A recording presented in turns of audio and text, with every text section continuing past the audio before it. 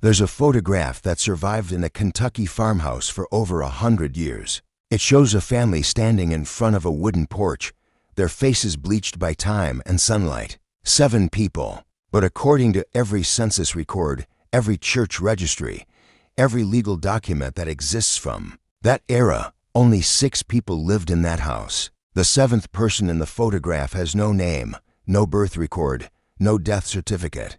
They simply appear in this single image standing slightly behind the others, and then vanish from history entirely. When the last surviving grandchild was asked about it in 1987, she went silent for nearly a minute before saying, "We don't talk about the extra ones." She died 3 weeks later, and the photograph burned in a house fire. The family insists was accidental, but here's what they couldn't burn: the DNA that family left behind. Because in 2019, a descendant took a commercial ancestry test, expecting to find Irish and English roots. What she found instead was a genetic signature that didn't match any known population group in the databases. Not Native American, not African, not European in any recognizable way. The markers were there in her blood, but they pointed to people who, according to every historical record, never existed. She posted about it in a genealogy forum, asking if anyone else had seen results like this. Within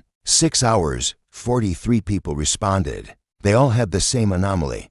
They all descended from families in a specific region of Appalachia, and they all had stories about photographs with extra people in them. Stories about relatives who appeared and disappeared. Stories their grandparents refused to finish. This isn't about alien ancestry or secret societies. This is about something far more disturbing. This is about the people America erased so thoroughly that even their genetic code became a mystery. And now, for the first time, modern DNA testing is dragging them back into the light. The patterns started appearing in genetic databases around 2017. Small clusters of users, mostly from rural American families, showing DNA segments that genealogists call unassigned. These are genetic markers that don't fit cleanly into any recognized ethnic or geographic population. Most people have a fraction of a % of unassigned DNA. It's normal background noise in the vast machinery of human migration.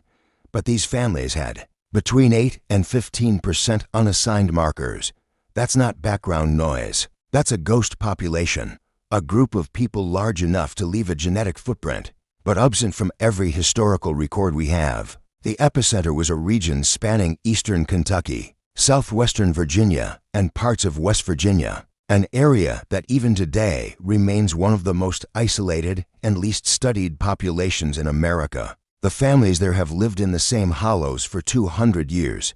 They married within tight circles. They kept to themselves, and when researchers started reaching out to them, asking about their family histories, the responses were unsettling.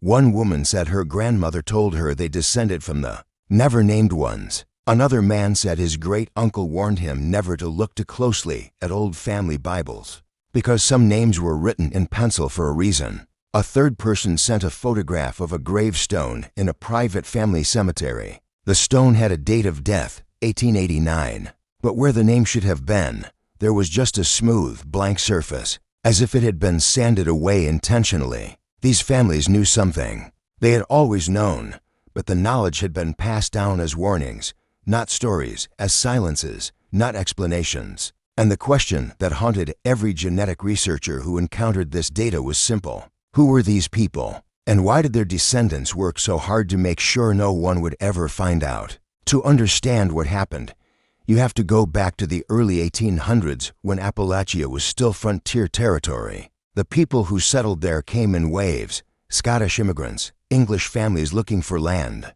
Germans, a scattering of French. They carved out farms in the hills, built churches, established communities. But there was another group, a group that doesn't appear in the settlement records. They're mentioned only in passing in letters and diaries, always with uneasy language. One letter from 10081-7 written by a circuit preacher describes encountering a family living deep in a hollow who spoke English, but refused to say where they came from. He wrote that they had the look of people who'd been running a long time. Another diary entry from 100813 mentions a woman who appeared in a town with 3 children. No husband and no explanation. When asked her family name, she said, "We don't use names the way you do." She disappeared 2 weeks later. The census records from this period are full of gaps. Households listed with no names, just tallies. For adults, 6 children, no indication of who they were. In some cases, entire communities are missing. A county report from 1008151 notes that there are families living in the hills who have never been counted, never been taxed, and who flee whenever census takers approach. The report calls them the unknowables and recommends they be left alone. So they were for generations. These families existed in the margins of American society. Not enslaved, not indigenous in the way that was recognized, not immigrants in any documented sense. They were people who had slipped through the cracks of history, either by choice or by force, and who had made invisibility a survival strategy. But invisibility comes at a cost, and that cost was their identity. Their children grew up not knowing where they came from.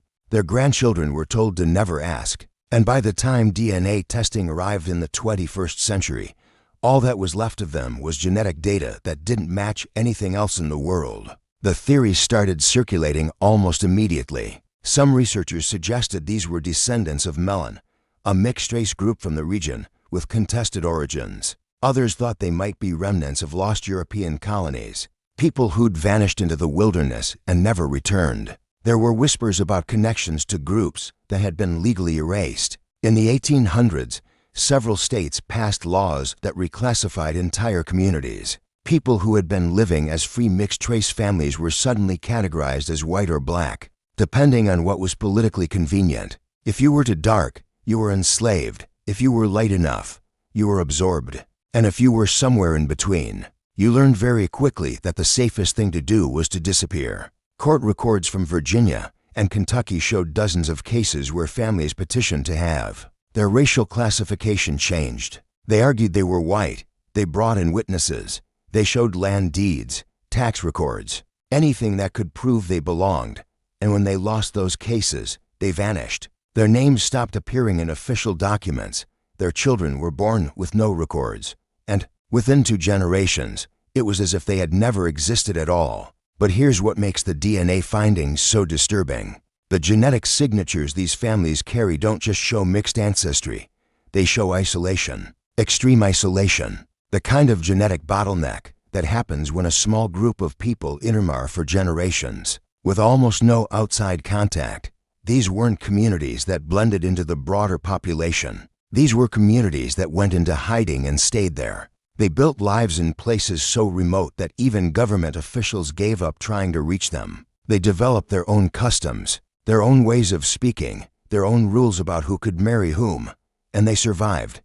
But survival required sacrifice. It required forgetting, and what they forgot was themselves. In 2021, a genealogist named Rebecca Marsh began compiling DNA data from people who carried these unassigned markers. She wasn't looking for fame or funding. She was looking for her own family. Her grandmother had died without ever explaining why their last name changed 3 times into generations, or why there were no photographs of anyone before 1910. Rebecca's DNA test had come back with 12% unassigned ancestry, and she wanted to know why. What she found was a network, over 600 people scattered across 12 states, all carrying similar genetic anomalies, all descended from families in the same region, and all with the same gaps in their family trees, missing names, missing records, stories that ended abruptly. She started conducting interviews. Most people didn't want to talk, but a few did,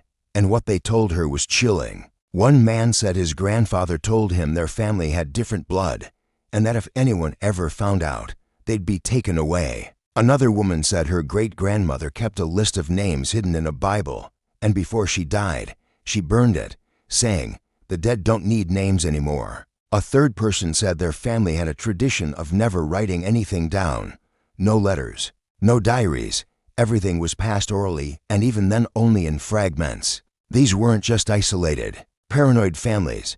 This was a cultural pattern, a survival mechanism passed down through generations. The fear wasn't abstract, it was specific. These families believed that being documented meant being destroyed. And given what had happened to Mick, trace communities in the South, to native groups that didn't fit federal definitions, to anyone who existed outside the neat categories of American law. That fear wasn't irrational. If you're still watching, you're already braver than most. Tell us in the comments, what would you have done if this was your bloodline?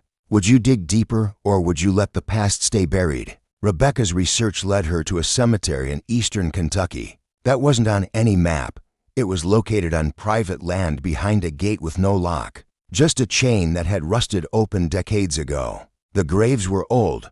Some dated back to the 1830s, but most of the stones had no names, just dates or symbols, crosses, but also other markings, circles, triangles, patterns that didn't match any honorary tradition. She took photographs and showed them to historians. No one could identify the symbols. One archaeologist suggested they might be adapted from multiple traditions, blended together by people who no longer remembered where any of it came from. But the most disturbing discovery was a section of the cemetery where the graves were smaller, children's graves, dozens of them, all from the same decade, the 1860s, all unmarked. Rebecca cross-referenced this with census data and found nothing.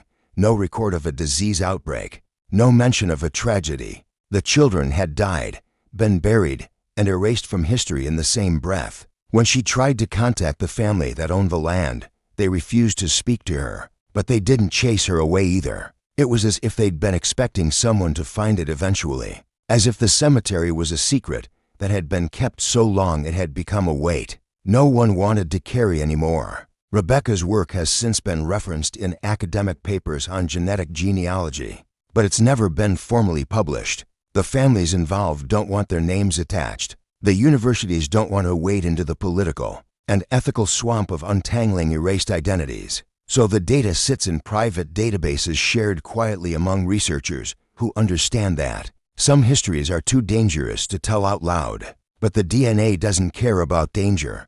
It doesn't care about politics or fear or the carefully constructed lies people tell to survive. It just is. And it's starting to tell a story that America never wanted anyone to hear. The woman who started all of this, the one who posted in the genealogy forum in 2019, eventually traced her family line back 5 generations. She found a name, just one, a woman listed in a single church record from 100,847 as Sarah. No surname given. Sarah had 3 children. The record notes they were baptized, but their father isn't mentioned. There's no marriage certificate, no property deed. Sarah appears once, and then the trail goes cold. But her DNA didn't go cold. It passed down through 5 generations, carrying with it markers that don't fit any known population, until it reached a woman living in a suburb of Louisville who'd never heard of Sarah, who'd grown up thinking her family was simply Appalachian white, and who now had to reckon with the fact that her ancestors had been so thoroughly erased that even their genetic code had become a mystery. She's not alone. As more people take DNA tests, more of these ghost populations are emerging, not just in Appalachia, but in the Carolinas, in the Ozarks, in pockets of the Deep South, where families have lived in isolation for so long that they've become genetic islands. And the question isn't just who they were. The question is, what happened to make them disappear? Was it violence? Was it law? Was it shame? Or was it something more deliberate? A coordinated effort to erase people who didn't fit into the rigid categories of race and identity that America was building in the 1800s. We may never know the full answer. The records are gone. The people who could have told the story are dead, but the DNA remains. And it's the one witness that can't be silenced. It's the one piece of evidence that survives fire and time, and the desperate need to forget. So if you've taken a DNA test and found something unexplained, something that doesn't fit, ask yourself this. What were your ancestors running from? And more importantly, what were they trying to make sure you never found out? Because the past isn't gone. It's just waiting in your blood in sequences of code. Older than memory, ready to tell you the truth the moment you're ready to hear it. The only question is whether you have the courage to.